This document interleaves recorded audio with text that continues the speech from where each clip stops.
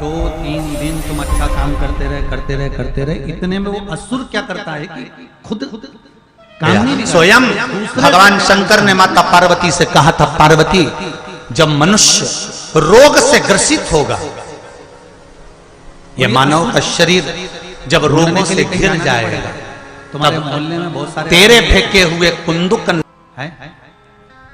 जब बहुएं बहुत अच्छे से काम संभाल लेती हैं, जब बहुएं बहुत अच्छे से ससुराल में आकर रहने लगती हैं, बहुत प्रेम से काम संभाल लेती हैं, बहुत अच्छे से रहने लगती हैं, बहुत अच्छे से सब काम करने लगती हैं, कुछ महीने 2 महीने 4 महीने 6 महीने 1 साल 1.5 साल 2 साल निकलता है और इन बहुओं को ये असुर मिल जाता है। और वो असुर क्या करता है, तू अकेली लगी रहती है, तू अकेली करती रहती है, घर में इतने सारे लोग पड़े हुए वो क्यों नहीं करते, तेरे माथे पर सब कुछ है क्या, तू ही करेगी क्या। मतलब ये असुर अब जब देख लेता है कि अच्छा काम हो रहा है, अच्छे से सब कार्य चल रहा है, अच्छे से सब आगे बढ़ रहा है, सब काम श्रेष्ठ हो रहा है, तो ये असुर उसको बिगाड़ने लगता है,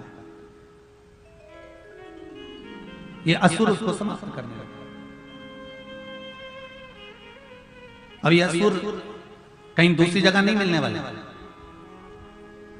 ये अरुण नाम का असुर, देवी भागवत कहती है, स्कंद पुराण कहती है, शिव महापुराण कहती है, ये अरुण नाम का असुर यज्ञ चालू करवाता था और पीछे से किसी को भेज देता था और यज्ञ खंडित करवा देता था।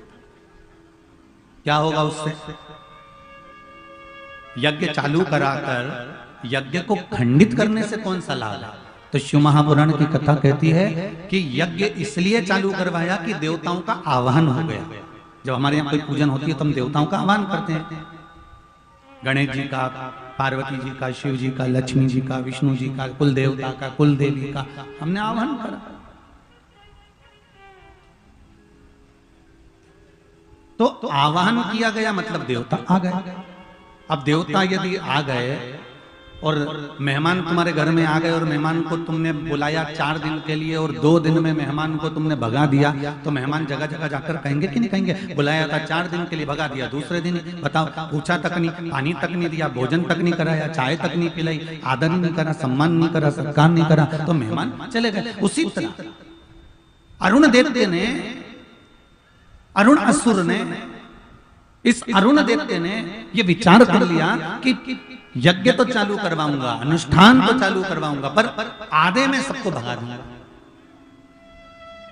स्वयं भगवान शंकर ने माता पार्वती से कहा था, पार्वती जब मनुष्य रोग से ग्रसित होगा, यह मानव का शरीर जब रोगों से घिर जाएगा, तब तेरे फेंके हुए कुंदुक नाम का अगर वो स्मरण करेगा और कुंद का ईश्वर का नाम लेकर 1 लोटा जल लाल चंदन मिलाकर मेरे शिवलिंग पर समर्पित करेगा, तो वो रोग से मुक्त हो जाएगा। ये कुंद का ईश्वर, ये कुंद का ईश्वर है, कोई साधारण नहीं है।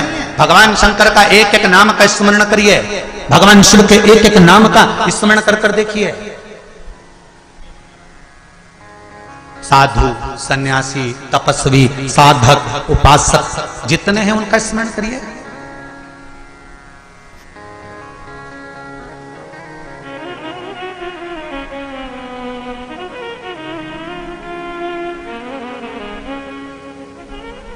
रायपुर कौन कौन गया?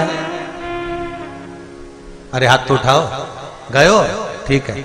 रायपुर के पास में चंपारण है, कौन कौन गया? गए हो? मत त्रिवेणी संगम भी है पास में, राजी। छत्तीसगढ़ का प्रयाग कहते हैं ना। चंपारण में चंपेश्वर महादेव दर्शन किस किसने करे जरा हाथ उठाओ, कने सभी ने।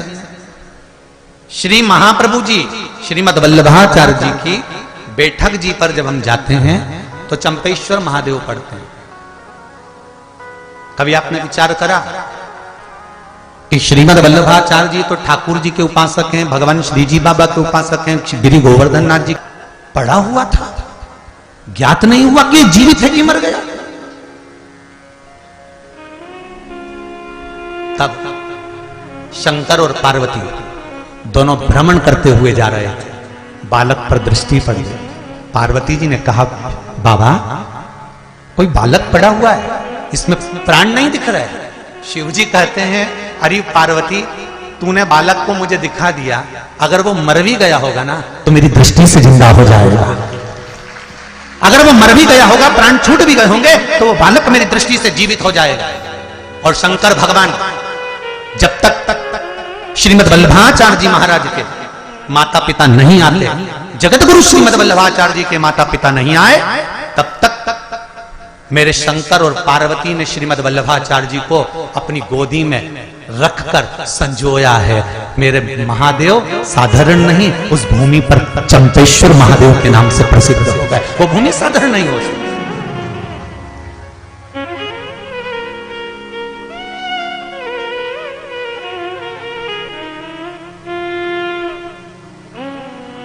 सहज क्या है?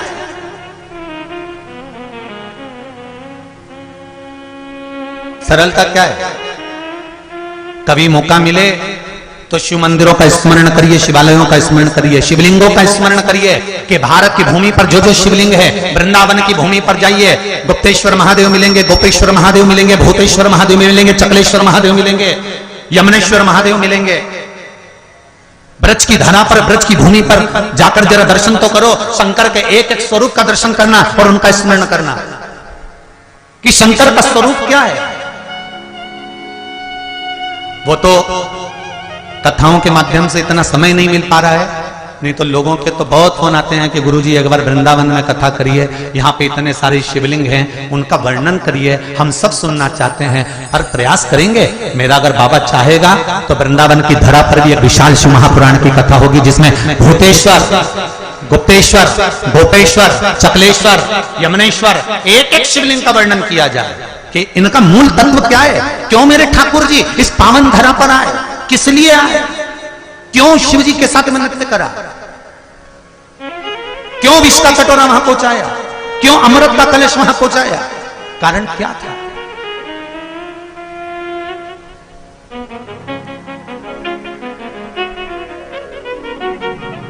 महाराज करो पशुपति व्रत, करो शिव का स्मरण। और एक बात और याद रख लो, अगर पशुपति व्रत भी नहीं कर सकते, शंकर के मंदिर के अंदर नहीं जा सकते, एक लोटा जल नहीं चढ़ा सकते, वो भी नहीं कर सकते, तो शिव के मंदिर के दरवाजे से सामने से निकल जाओ। वो भी नहीं कर सकते तो शंकर के मंदिर का शिखर का दर्शन कर लो, सर्व पाप नाशनम। शिखर का दर्शन कर कर भी आपको फल मिल जाएगा, शिखर का दर्शन करने के बाद भी आपको सुख मिल जाएगा, उसके बाद भी आनंद मिल जाएगा। एक पत्र में लिखा है किसी बहन ने, देखिए,